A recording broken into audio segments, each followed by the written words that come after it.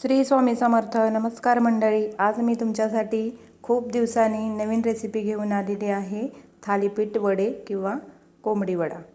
तर हे वडे बनवण्यासाठी आपल्याला एका मिक्सरच्या भांड्यामध्ये 8-9 मिरच्या, एक मूठभर लसूण पाकळ्या, 1 चमचा जिरे घेऊन याचं बारीक करून घ्यायचं आहे. हे मिश्रण बारीक झाल्यानंतर आपल्याला एका परातीमध्ये गहू, तांदूळ, हरभरा, उडीद डाळ आणि ज्वारी अशा 5 प्रकारच्या धान्याची पिठं एकत्र करून त्यामध्ये आपल्याला हळद 1 चमचा, धनेपूड 1 चमचा आणि थोडंसं हिंग घालून त्यामध्ये आपल्याला हे बारीक केलेलं आपलं मिश्रण घालून घ्यायचं आहे. त्यामध्ये आपल्याला वरून अशी कोथिंबीर जास्त प्रमाणात अशी भरभरून घ्यायची आहे. 1 ते 1.5 चमचा आपल्याला यामध्ये मीठ घालून घ्यायचं आहे व नंतर हे असं एकत्र सगळं मिक्स करून घ्यायचं आहे. हे सगळं मिक्स करून झाल्यानंतर आपल्याला थोडं थोडं पाणी घेऊन हे पीठ अशा प्रकारे मळून घ्यायचं आहे. पाहू शकता तुम्ही इथं अशा प्रकारे थोडं थोडं पाणी घेऊन मी हे पीठ असं मळून घेतलेलं आहे. थंडीच्या दिवसामध्ये सगळ्यांनाच काहीतरी वेगळं असं खाण्याची इच्छा असते आणि लहान मुलांपासून मोठ्यांपर्यंत सर्वांनाच आवडणारा हा पदार्थ आहे.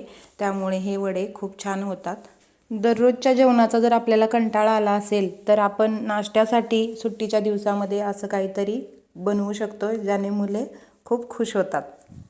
तर आता हे आपलं वड्याचं पीठ मळून झालेलं आहे. तुम्ही बघू शकता इथं अशा प्रकारे हे पीठ मी मळून घेतलेलं आहे. आता आपल्याला गॅसवरती कढई ठेवायची आहे. त्या कढईमध्ये आपल्याला थोडंसं तेल घालून घ्यायचं आहे आणि नंतर एका पोळपाटावरती एक सुती कॉटन कपडा आपल्याला पसरवून घ्यायचा आहे. अशा प्रकारे कापड पसरून झाल्यानंतर आपल्याला पिठामधून छोटासा गोळा असा तयार करून घ्यायचा आहे. अशा प्रकारे हा गोळा आपल्याला घ्यायचा आहे. त्याच्यावरती थोडंसं पाणी लावून तो आपल्याला पोळपाटावरती ठेवायचा आहे आणि नंतर वरून थोडंसं पाणी लावायचं आहे व लाटण्याच्या सहाय्याने अशा प्रकारे आपल्याला हे लाटून घ्यायचं आहे.